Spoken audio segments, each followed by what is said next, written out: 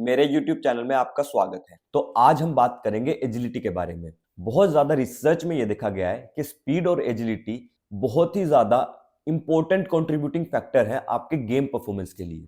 और अगर आप स्पीड और एजिलिटी को इंप्रूव करते हो तो आपको वो बहुत ही ज्यादा जल्दी दिखाई देते हैं, यानी कि वो बहुत ज्यादा जल्दी ट्रांसफरेबल है आपके गेम के अंदर। आप जैसे ही स्पीड और एजिलिटी इंप्रूव करते हो तो आप आपके ओपोनेंट को एकदम से ओवर पावर कर देते हो।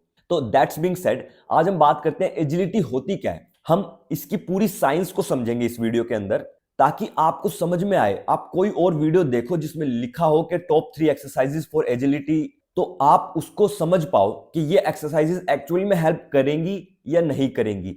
करेंगी तो कितना करेंगी, कब तक करेंगी और कौन से कंपोनेंट पे कर रही हैं, ताकि आप बेटर अंडरस्टैंड कर पाओ या फिर बेटर यूटिलाइज कर पाओ अपने टाइम को। क्योंकि अगर कोई एक्सरसाइज आपकी हेल्प नहीं कर रही है ना, तो वो आपको ओवर फटीग कर रही है और उस वजह से आप आपकी स्किल ट्रेनिंग के अंदर उतना अच्छे से ट्रेन नहीं कर पा रहे हो और आपकी स्किल इंप्रूव नहीं हो रही है, which is the ultimate goal of us, कि हमारा गेम परफॉर्मेंस इंप्रूव हो। तो स्टार्ट करते हैं। सबसे पहले एजिलिटी है क्या, बिल्कुल सिंपल भाषा में समझेंगे। Change of direction in response to external stimulus. इसको तोड़ते हैं और बिल्कुल समझते हैं। सबसे पहला वर्ड चेंज ऑफ डायरेक्शन, यानी कि आप कितनी तेज एक डायरेक्शन को चेंज कर पा रहे हो। यानी कि आप सीधा भाग रहे हो, आप 5 डिग्री, 10 डिग्री या फिर 90 डिग्री या 180 डिग्री टर्न कितना तेज ले पा रहे हो, इसको बोलते हैं हम चेंज ऑफ डायरेक्शन स्पीड। और ये डिपेंडिंग ऑन आपके गेम के अंदर अलग अलग हो सकता है। टेनिस के अंदर मेनली ये लेटरल मूवमेंट के अंदर रहेगा। फुटबॉल के अंदर मल्टीप्लेनर रहता है, वो कभी 180 डिग्री टर्न मारते हैं, कभी सिर्फ 15 डिग्री टर्न मारते हैं ओपोनेंट से बचने के लिए, कभी 90 डिग्री टर्न मारते हैं अपनी पोजीशन स्विच करने के लिए। चेंज ऑफ डायरेक्शन हमें समझ में आ गया। अब change of direction in response to external stimulus. खाली अगर चेंज ऑफ डायरेक्शन करना हो, यानी कि हमें पता हो कि हमें आगे जाके लेफ्ट मुड़ना है, राइट मुड़ना है, पीछे मुड़ना है, कितना मुड़ना है, तो वो हो गया चेंज ऑफ डायरेक्शन। पर अगर ये हमें पता ना हो कि हमें कितना मुड़ना है या कहां मुड़ना है और वो डिपेंडेंट हो एक एक्सटर्नल स्टिमुलस पे, तो वो हो जाता है एजिलिटी। अब इसके अंदर एक्सटर्नल स्टिमुलस क्या है? वो एक ओपोनेंट भी हो सकता है और या वो स्पोर्ट्स का कोई इक्विपमेंट भी हो सकता है। फॉर एग्जाम्पल, आप फुटबॉल में भाग रहे हो, आप ओपोनेंट को देखोगे कि वो आ रहा है और उसको देखने के बाद आप डिसाइड करोगे कि आप लेफ्ट जाओगे, राइट जाओगे, पीछे जाओगे, साइड में जाओगे। या फिर आप टेनिस में ओपोनेंट को देखोगे कि उसने लेफ्ट मारा या राइट मारा, या फिर आप बॉल को देखोगे कि वो लेफ्ट साइड आई या राइट साइड आई, उसके बाद आप रिएक्ट करोगे।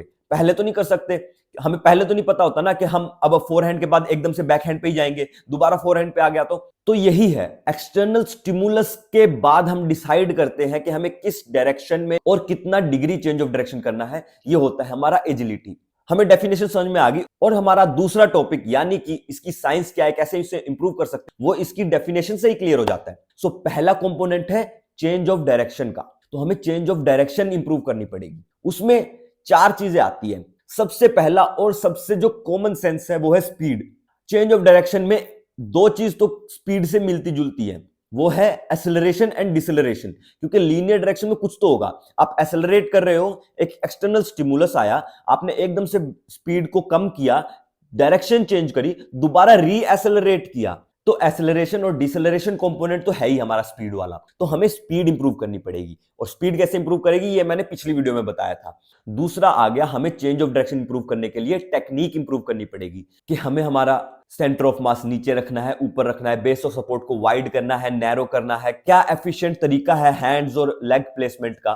तो ये सब चीजें आ जाती है हमारी टेक्निक के अंदर। टेक्निक के अंदर हमारी मेनली 3 चीजें आई। फुट प्लेसमेंट, मतलब कहां पे हमें हमारा फुट प्लेस करना है जो कि इंजरी प्रोन भी ना हो और एफिशिएंटली हमारे फोर्स को ट्रांसफर कर पाए एक डायरेक्शन से दूसरी डायरेक्शन में। और दूसरा, हैंड और लेग का सिंक्रोनाइजेशन, ये हमारी स्पीड के अंदर भी होता है। अल्टरनेट हैंड्स और लेग पीछे आगे जाते हैं ताकि जो हमारा फोर्स ट्रांसफर है वो एफिशिएंटली हो। और यही सेम चीज चेंज ऑफ डायरेक्शन के अंदर भी होती है, कि चेंज ऑफ डायरेक्शन में हमारा हैंड और लेग का कैसा सिंक्रोनाइजेशन होना चाहिए। क्योंकि इसमें हम और भी चीजें, एक्सेलरेट और डिसेलरेट वाली तो सेम हो गई, चेंज करते वक्त क्या होना चाहिए, बैक पैडल करते वक्त क्या होना चाहिए, ये और थोड़ा आ जाता है। और तीसरी चीज आ जाती है हमारी टेक्निक के अंदर, पोस्चर।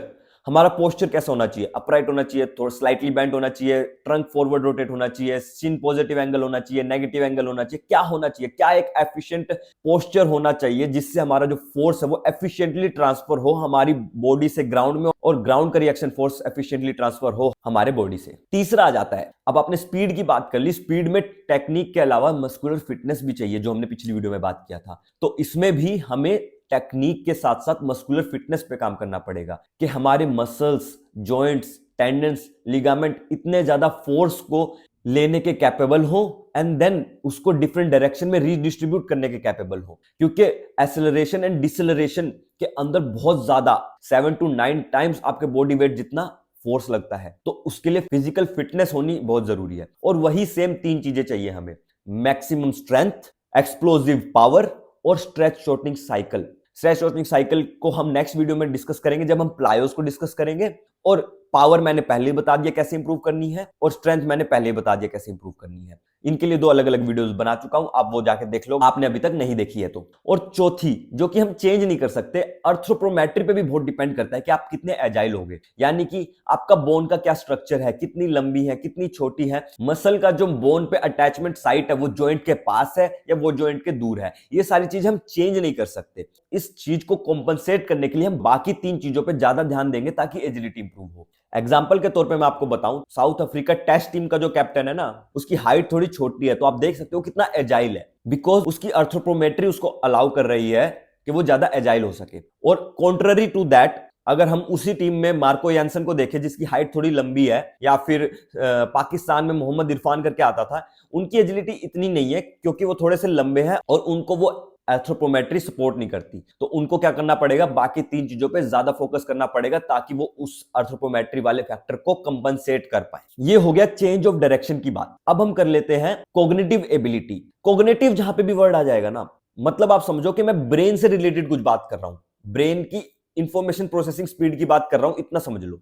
हमने देखा था चेंज ऑफ डायरेक्शन करनी है एक एक्सटर्नल स्टिमुलस के रिएक्शन में, तो वो रिएक्शन कैसे आएगा, वो आएगा आपकी कॉग्निटिव एबिलिटी, यानी कि आपकी ब्रेन की इंफॉर्मेशन प्रोसेसिंग स्पीड को लेके। फॉर एग्जांपल इन फुटबॉल, अगर कोई ओपोनेंट मेरे को टैकल करने आ रहा है तो वो इनपुट हो गया, विजुअल इनपुट गया मेरे आईज से ब्रेन के अंदर, ब्रेन वो प्रोसेस करेगा, फिर वो मेरी मसल्स को बताएगा कि अब क्या करना है, लेफ्ट मुड़ना है, राइट मुड़ना है, पास करना है। तो अगर आप ये प्रोसेसिंग स्पीड को तेज करोगे तो आपकी एजिलिटी ऑटोमेटिकली ही फास्ट हो जाएगी। तो इसके अंदर कौन कौन से कंपोनेंट आते हैं, इसके अंदर 4 कंपोनेंट आते हैं। सबसे पहले नॉलेज ऑफ सिचुएशन, आपको गेम सिचुएशन की नॉलेज होनी चाहिए। दूसरा एंटीसिपेशन, आप किसी ओपोनेंट के मूवमेंट को देख के एंटीसिपेट कर पाओ कि अब ये क्या करने वाला है और पहले से ही प्रिपेयर रहो कि अगर ये हुआ तो मैं ये करूंगा। तो आपकी क्या होगी, इंफॉर्मेशन प्रोसेसिंग स्पीड बढ़ गई, तो आप रिएक्शन जल्दी दोगे, तो उससे क्या होगा, आपकी एजिलिटी इंप्रूव होगी। एग्जाम्पल के तौर पर एक टेस्ट मैच के अंदर जब हमने देखा था कि स्टीव स्मिथ स्लिप से लेग स्लिप की तरफ भाग रहे थे, जब उन्होंने देखा ओपोनेंट स्कूप शॉट खेलने के लिए पहले ही बैठ चुका है और अपना बैट ऐसे रख चुका है, तो इसको बोलते हैं एंटीसिपेट किया, तो उसकी रिएक्शन स्पीड बढ़ गई, तो उसकी एजिलिटी बढ़ गई और डायरेक्ट आपके गेम के रिजल्ट के ऊपर इफेक्ट हुआ। तीसरा आ गया विजुअल स्कैनिंग, आप पूरे गेम को विजुअली स्कैन कर पाओ और फिर उस इंफॉर्मेशन को यूज कर पाओ। फॉर एग्जाम्पल, अगर मैं बैट्समैन हूं और किसी ने स्क्वायर लेग पीछे रखा हुआ है और मिड ऑन और मिड ऑफ ऊपर रखा हुआ है, तो मैं ये विजुअल स्कैनिंग से ये एंटीसिपेट कर सकता हूं कि ये बॉल शॉर्ट पिच होएगी।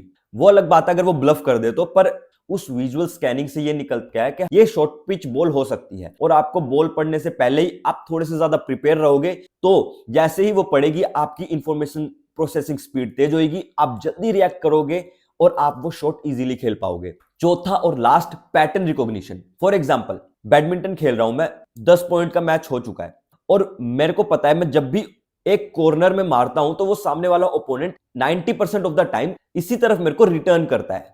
तो ये मैं ओपोनेंट के उस पैटर्न को रिकॉग्नाइज कर चुका, या तो ये उसका स्ट्रॉन्ग पॉइंट है या ये मेरा वीक पॉइंट है जो वो एक्सप्लॉइट करने की ट्राई कर रहा है, ये वो पैटर्न है जिससे वो खेल रहा है। तो अब मैं क्या करूंगा, अगली बार जब उधर मारूंगा तो मैं पहले ही प्रिपेयर रहूंगा कि यहां पे आने वाली है शॉट, तो उससे क्या होगा, मैं प्रिपेयर रहा, मेरी प्रोसेसिंग स्पीड तेज हुई, प्रोसेसिंग स्पीड तेज हुई तो क्या हुआ, मैं जल्दी रिएक्ट कर पाया, जल्दी रिएक्ट किया तो क्या हुआ, मेरी एजिलिटी इंप्रूव हुई। तो ये सारी चीज होती है एजिलिटी के कॉग्निटिव एबिलिटी के अंदर। अगर आप कॉग्निटिव एबिलिटी में कम हो और आप टेक्निक के ऊपर या स्पीड के ऊपर या फिटनेस के ऊपर ध्यान दे रहे हो और उसको इंप्रूव करने की ट्राई कर रहे हो तो नहीं होगा। या फिर अगर आप कॉग्निटिव एबिलिटी के ऊपर ध्यान दे रहे हो पर आप फिटनेस में या टेक्निक आपकी गंदी है तो नहीं होगा। तो आपको पता होना चाहिए कि आपकी क्या रिक्वायरमेंट है और उसके अकॉर्डिंग आपको आपका एजिलिटी का प्रोग्राम करना चाहिए। इस वीडियो के लिए बस इतना ही। नेक्स्ट वीडियो के अंदर हम प्लायोमेट्रिक्स की साइंस को डिस्कस करेंगे।